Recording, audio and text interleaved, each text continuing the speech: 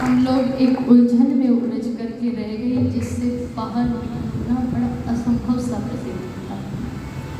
जरा कल्पना करके देखिएगा, एक समय तो वो था जब लोग भारतीय संस्कृति के अंदर जिया करते थे, जब लोग धर्म की खातिर जिया करते थे, जब लोग धर्म को समझते थे, अपनाते थे जीवन में। किसी को ये समझाने की जरूरत नहीं होती थी कि तुम धर्म के रास्ते पर चलो, सब जानते थे। लेकिन आज का समय है, सब जानते हैं धर्म के मार्ग पर चलने से सुख मिलता है, सब जानते हैं कि धर्म के मार्ग पर व्यक्ति को चलना चाहिए, लेकिन ये जानते हुए भी कोई तैयार नहीं है, तो ये कितनी विडंबना है। ये जानते हुए भी कोई धर्म के मार्ग को चुनना नहीं चाहता, ये कितनी बड़ी विडंबना है। इसलिए मैं निवेदन करूँ आप लोगों के मध्य में, जरा सा हमें अपनी संस्कृति की तरफ झांक करके देख लेना चाहिए कि हमारी संस्कृति थी क्या, आज क्या है और आगे क्या है।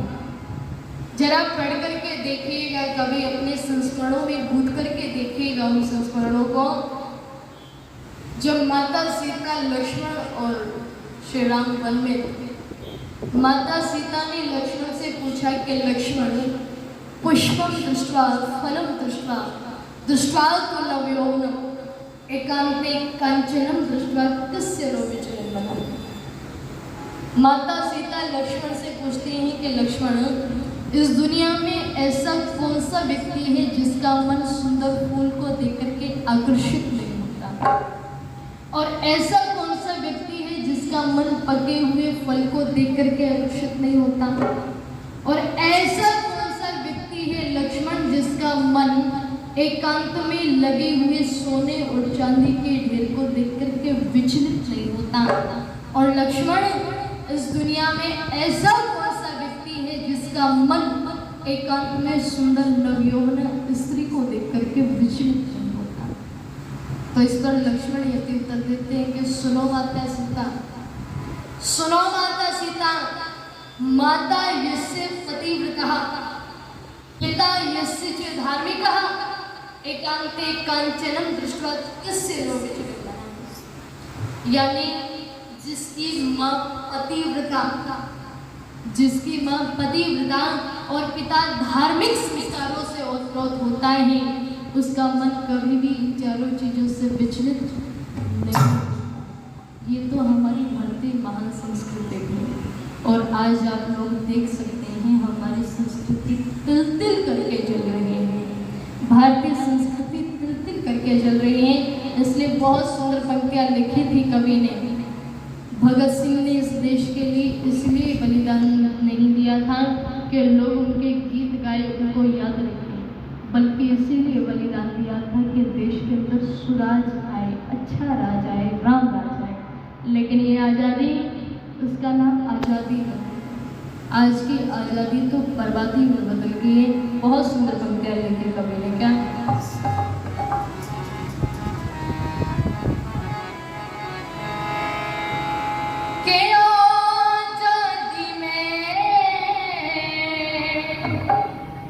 बर्बादी के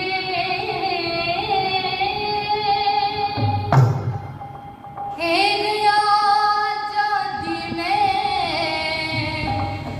बर्बादी के डंगे हो गए, भले आदमी जीने ते तंग हो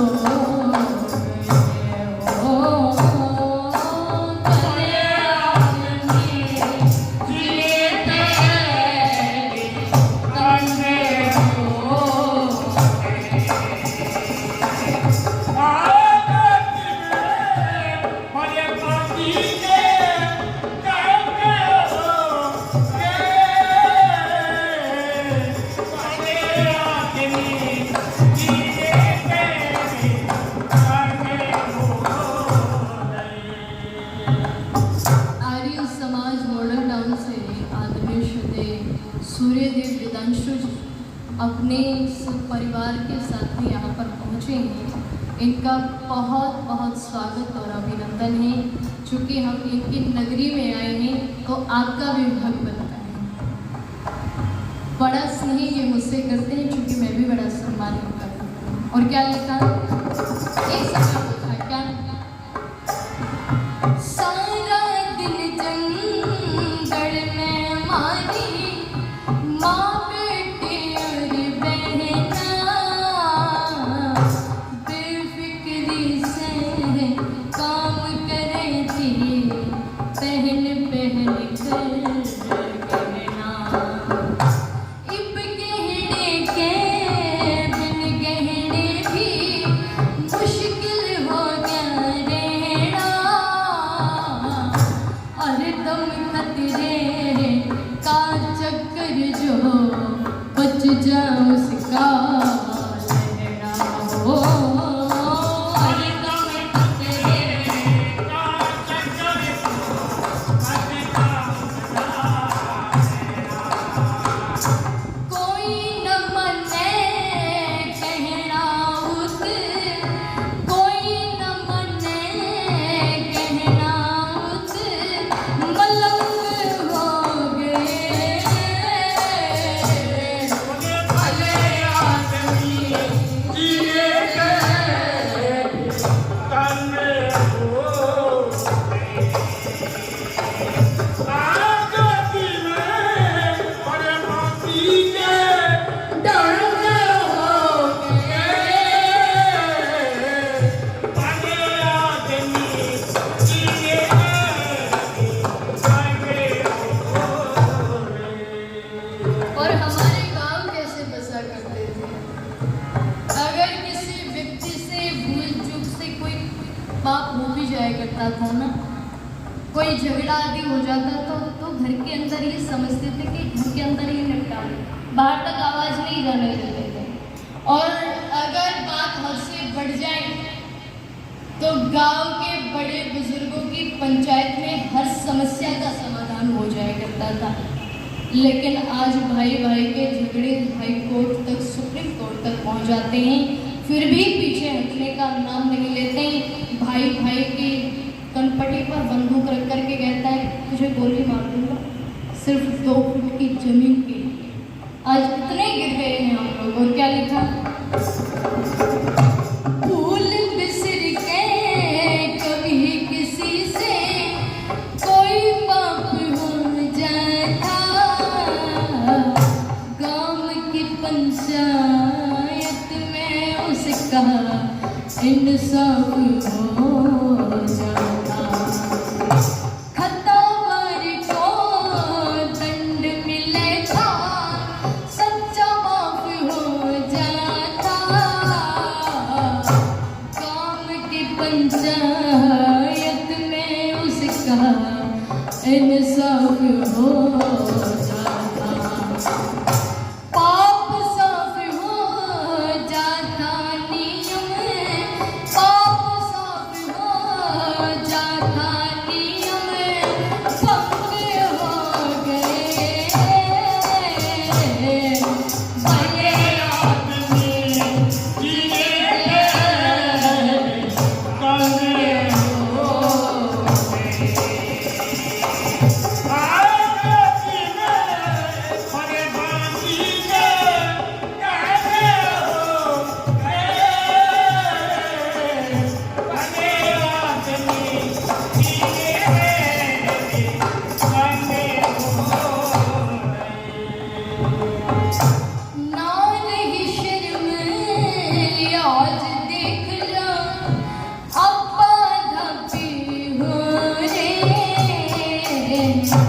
धर्म कर्म हुआ लोप निकम्मे, गुंडे पपी हो रे।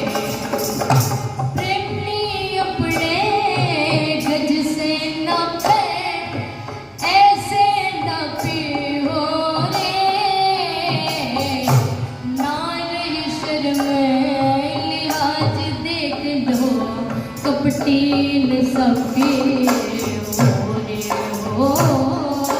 ना रही शर्म लिहाज देख लो, कपटीन सब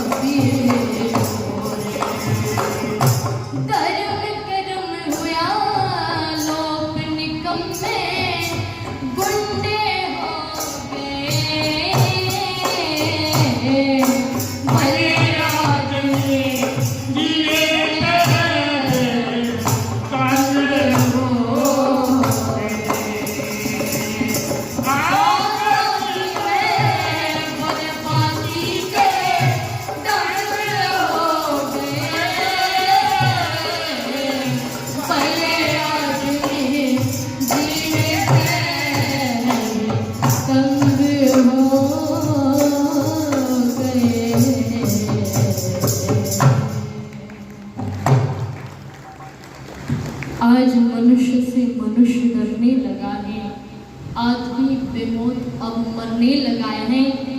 आज किसी का किसी पर विश्वास नहीं रह गया है। जो राम राज की हम कामना करते हैं, वो राम जिसने अपने भाई के लिए, अपने पिता के लिए, अपनी माता के लिए, उनके सम्मान के लिए अयोध्या नगरी को ठोकर मार दी, अयोध्या के राज्य को ठोकर मार दी, अपने भाई को कहा कि भाई तू ही राज कर। उधर भरत ठोकर मार रहा है कि मुझे नहीं चाहिए, और उधर राम ठोकर मार रहे हैं कि मुझे नहीं चाहिए। और आज हम क्या कर रहे हैं, भाई भाई से झगड़ा करके बैठा है। ऐसी परिस्थिति में राम राज की हम कल्पना भी नहीं कर सकते, क्योंकि राम तो इतने महान थे जिन्होंने अपने समस्त कर्तव्यों को निभाते हुए, अपने पिता की आज्ञा का पालन करते हुए और मर्यादा का पालन करते हुए अपने जीवन को जिया है। वो तो मिसाल है और भारतीय संस्कृति की एक रीढ़ की हड्डी है वो। अगर भारतीय संस्कृति से राम और कृष्ण को हटा दिया जाए तो ये हिंदुत्व बचने वाला नहीं है, ये हिंदुत्व समाप्त हो जाएगा। इसलिए जरा सा इन संस्मरणों को अपने संस्मरणों में पूछते रहा करिएगा, क्योंकि यही हमारी संस्कृति है, यही हमारी पहचान है और यही हमारा आर्यत्व और हिंदुत्व है। इसलिए आप लोगों ने बड़े ध्यान से दज्जित होकर के मुझे सुना है। जो निर्धारित समय मुझे मिला था वो समाप्त हो चुका है। आप सभी का बहुत बहुत धन्यवाद। इति ओम सत। अभी आपने तन्नो आर्य जी से आज के परिप्रेक्ष्य में आज का मानव कहाँ से कहाँ विकास के नाम पर विनाश को प्राप्त हो रहा है, संस्कृति के नाम पर वो अपने सांस्कृतिक मूल्य को खोता चला जा रहा है। बहुत